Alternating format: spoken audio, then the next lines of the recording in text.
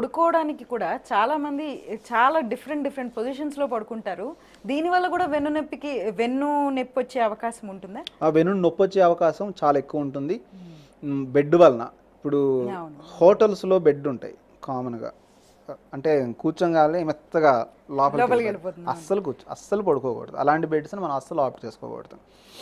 నేను నా పేషెంట్స్కి ఏం చెప్తానంటే, అంటే సయాటిక్ వచ్చిన వాళ్ళకి ఏదో చెప్తానో అదే జనరల్కి కూడా, మనం చెక్క మంచం మీద బొంత వేసుకున్నప్పుడు ఎంత మెత్తగా అయితే ఉంటుందో, కంప్లీట్ వుడ్ దాని మీద బొంత వేసుకుని ఎంత మెత్తగా ఉంటుంది, చాలా కొంచెం మెత్తగా ఉంటుంది. మీరు పడుకునే పరుపు అంత మెత్తగా ఉండాలి. అంతకంటే గట్టిగా ఉండొద్దు, అంతకంటే మెత్తగా కూడా ఉండొద్దు. అంత మెత్తగా ఉంటే చాలు. మీరు చూస్ చేసుకుంటాం. ఇప్పుడు కూర్చోగానే గుంటలాగా పడిపోయింది, చాలా విపరీతమైన ఇంపాక్ట్ ఉంటుంది వెన్నుముక్క మీద. మార్కెట్లో ఆర్థోపెడిక్ బెడ్స్ అని కూడా అమ్ముతూ ఉంటారు. అవి కూడా కరెక్టేనా? అవి కరెక్ట్ పొజిషన్లోనే ఉంటాయి? చెక్క మంచం మీద బొంతకు మించింది లేదు. ఓకే. మళ్ళీ కింద పడుకుంటారు, ప్రాబ్లం ఏం లేకుండా కింద పడుకోవడం ఓకే. సయాటికాతో పడుకోకూడదు. ఓకే.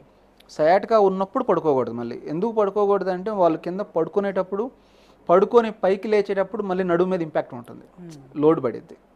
ఆ రెండూ ఉండకూడదు. అందుకనే చెక్క మంచము బొంత.